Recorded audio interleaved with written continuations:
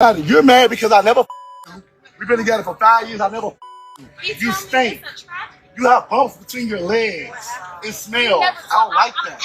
Heard you. You can never swerve me, you big, fat, patty whack, give a dog a bone gas.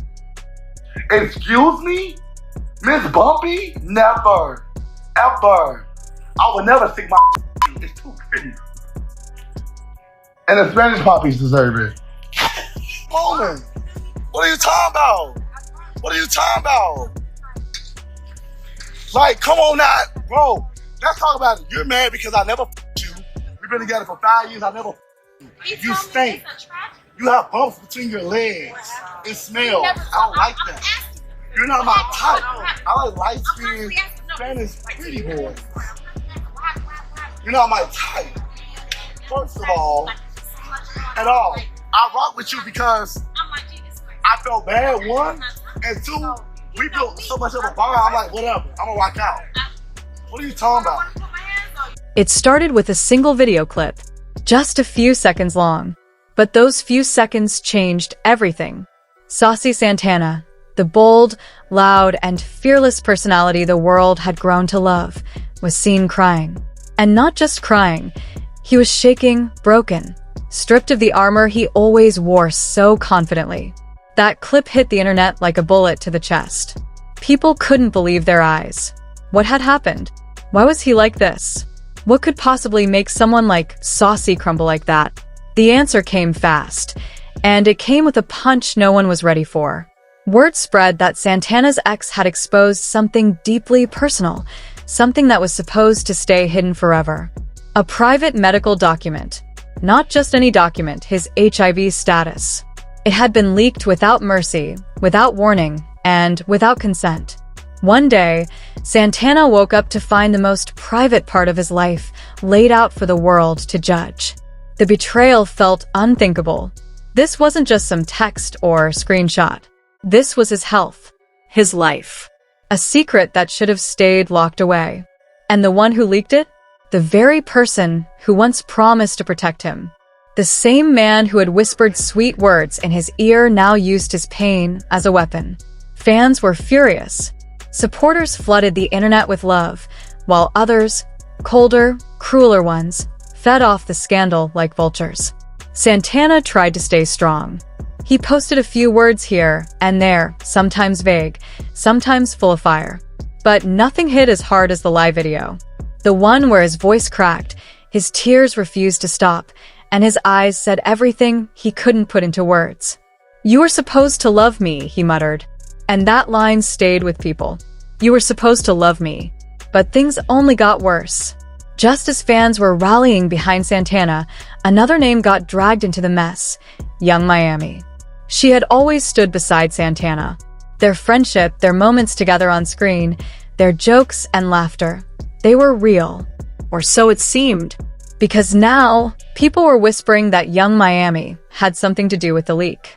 That she was the one who gave access. That she, knowingly or not, helped expose Santana. At first, it felt impossible. How could Young Miami be involved in something so cold? But then more whispers, more tweets, more speculation. Some people claimed she had handed over information to someone close to Diddy. That Santana's name had been tossed into conversations, not as a friend, but as a pawn. A pawn in some game of power and control.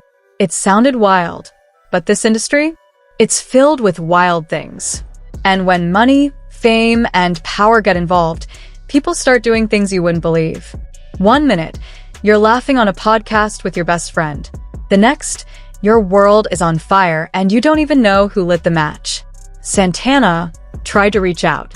Behind the scenes, he sent messages, tried to make sense of the madness. Young Miami didn't respond at first. And when she did, it wasn't what he expected. No apology, no denial, just silence and distance. That hurt even more. Because now, Santana wasn't just betrayed by an ex, he felt abandoned by a friend. Fans were divided. Some stood with Santana no matter what. Others began questioning everything. Was there something more going on? Was Santana just caught in the crossfire of something much bigger than him? Rumors flew like arrows. People said Young Miami had been told to cut ties. That Diddy didn't like how close they were. That Santana knew things he wasn't supposed to know. Things about Diddy. Things that could ruin reputations. And just like that, it wasn't just about a leaked medical report anymore. It became a conspiracy. A twisted web of relationships, secrets, and power moves. People began digging into old interviews. They analyzed body language, paused videos, read between the lines. They found moments that felt off. Times when Young Miami looked uncomfortable. Times when Santana said something and quickly changed the subject. It all started to feel like a movie. Only this wasn't fiction. This was someone's life unraveling in real time. The FBI part? That's where things got even messier. Some blogs began claiming that Santana's team had reached out to legal authorities. That this wasn't just a celebrity scandal. This was a breach of privacy. Possibly even a crime. But legal battles are slow. And while the law moved quietly, the internet stayed loud. Every day, new opinions popped up. Some blamed the ex. Some blamed Young Miami. Others said Santana should have been more careful. It was exhausting. For Santana, it felt like he had nowhere to breathe. Still, he didn't disappear. He kept showing up. Whether it was subtle tweets, Instagram stories, or quick appearances, he refused to vanish. And that strength, that refusal to be erased, it became its own kind of message. Yes, he was hurting. Yes, he was betrayed. But no, he wouldn't be silenced. Then came another twist, one that felt ripped straight out of a reality show finale. Out of nowhere, an anonymous account dropped screenshots. Alleged DMs between Santana and Young Miami. And those texts. Instant chaos. Santana was begging, pleading, practically on his knees. Please help me. Just tell them the truth. His desperation leaked through every word. But Young Miami's replies? Ice cold. Clinical. Robotic. You'll be fine. Don't drag me into this. That was it. No warmth. No loyalty. Just distance. It was like watching a friendship die in real time, publicly, brutally, and without remorse. The internet went into full meltdown. Was it real? Was it fake? No one could say for sure. But honestly, it didn't matter. It felt real. The tension, the betrayal, the silence, it all struck a nerve. And that was enough to keep the drama alive and boiling. Then, just when it couldn't get messier, boom, the ex popped up. Yes, that ex. The one who lit the match that started this entire fire. He went live on Instagram. Not to apologize. Not to explain. But to gloat. He was laughing, joking, throwing shade like it was open mic night. Said Santana had it coming. Claimed he wasn't as innocent as people thought. He even hinted that exposing him was a favor to the world. The audacity? Next level. That moment flipped the script. The public turned hard. People who were on the fence suddenly chose sides. And most of them? Against the ex. He was branded a villain almost instantly. A clout chaser. A snake. Even Young Miami's cold silence started to look suspicious. Because in moments like these, silence isn't neutral, it's a statement. And her silence felt like approval. Meanwhile, Santana didn't clap back. He didn't post some long-winded response or messy thread. He just started showing up again. Subtle posts. No tears. No victim energy. Just presence.